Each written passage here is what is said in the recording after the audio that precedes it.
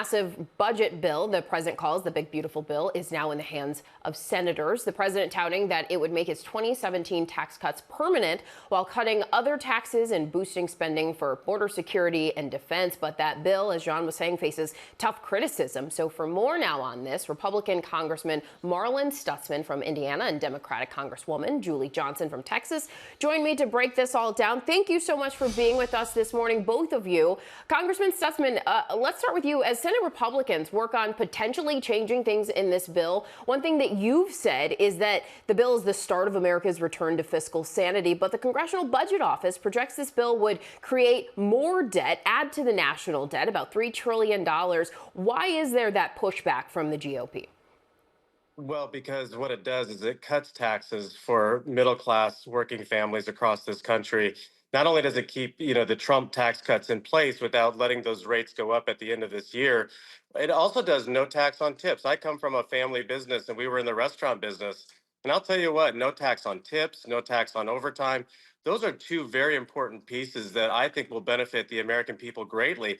When you work those extra hours and you don't have to pay taxes at the end of the day, that's a nice boost, and you feel good going home that you're going to be able to support your family. It's going to maybe put a couple of extra $100 in your pocket that you're going to be able to, pay those bills that you need to do. So not only does it do those no taxes on, middle class families, but also you can discount your interest rate on your automobile. There's a lot of pieces in here that are going to put more money in the working families' pockets rather than putting it in Washington's pockets. And Congresswoman Johnson, border security is a top issue there in Texas. The independent CBO says the government already spends nearly $34 billion on immigration and border enforcement agencies. Does the government need to spend more to secure the border? I don't believe we do. What we need to do is spend more to have effective processing, to be able to have people get a timely application so that people aren't waiting 5 years for an appointment, stuff like that. But the wall is just a ridiculous spend of money. And I want to go back to the tax cuts for a moment. They're completely irresponsible. The point is, yeah, so no tax on tips, that's all fine and well, but that's a temporary tax cut. They're not making those permanent. They're only making permanent the tax cuts for the very wealthy. And the other problem is they're cutting all these benefits. They're cutting Medicaid. They're cutting the ACA tax credits.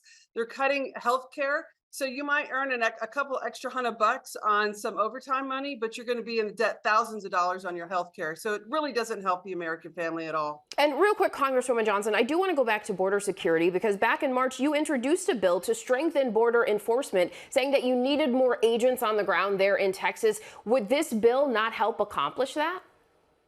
I'm definitely for border security. I mean, we all want a safe and secure border. And I think agents and personnel and that sort of thing is where we should be spending our money. The problem is they're spending $45 billion on a physical wall that geographically is very difficult and challenging to do with the terrain of our southern border. It's a waste of money. And, for example, there's some website out there that lets people track how quickly they can get the wall in over 6 seconds. It doesn't do anything to deter the border at all, but we do need to invest in personnel, and I fully support that. And Congressman Stutzman, to bring you back in, cuts to Medicaid, that is an issue that's concerning for so many Americans, as Congresswoman Johnson just pointed out. What's your response to them? Well, yeah, if you're here illegally, you'll be cut out of Medicaid. If you're here and you're not, if you're an able-bodied individual and you can get a job, you'll be cut off of Medicaid. So those are the two pieces that Democrats continue to say are they don't reference that point. They just say that Americans are going to be cut off of Medicaid.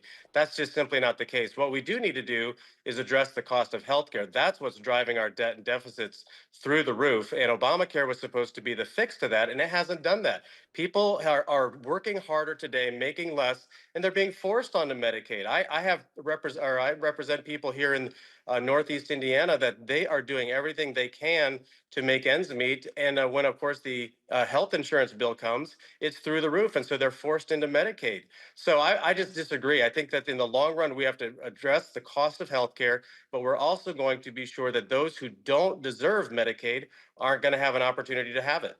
And Congressman Stutzman, as far as the bill being with senators right now and how slim of a margin it is that it passed through the House, what about changes that the Senate could make that would keep you on board? Are there some changes that would make you not on board for the bill? Talk to us about that.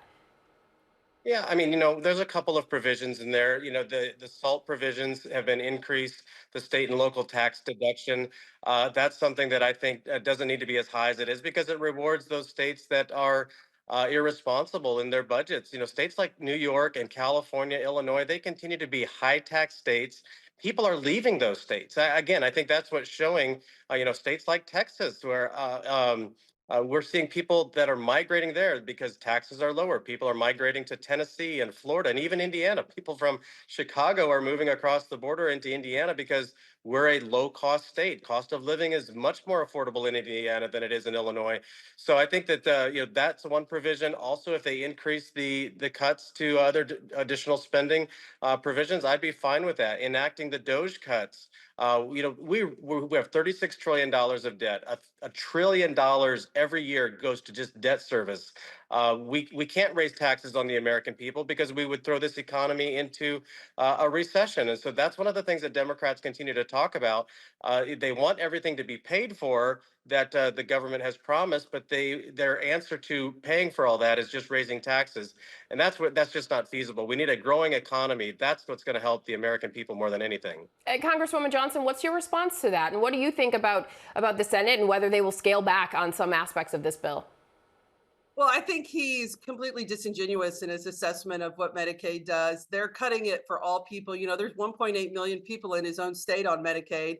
And this isn't just for illegal aliens. This is some very convenient talking points. There's a reason why every healthcare organization and business organization has been marching through the Capitol to say how devastating this bill is. And the other thing is, I find it just curious that these Republicans they love to talk on the one hand, oh, deficit, deficit, deficit. But on the other hand, they're adding $4 trillion to the deficit, really for tax breaks for the most wealthy people in this country. It's going to benefit less than 0.5%.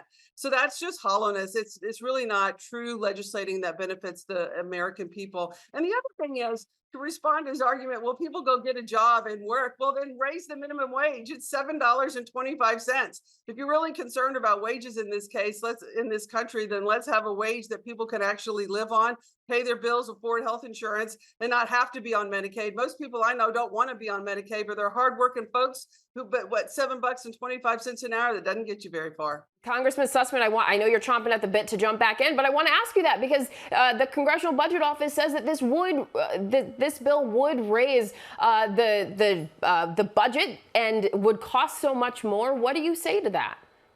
Well, first of all, you can't hire anybody at 725. Minimum wage is irrelevant because the inflationary costs under President Biden have driven their wages up.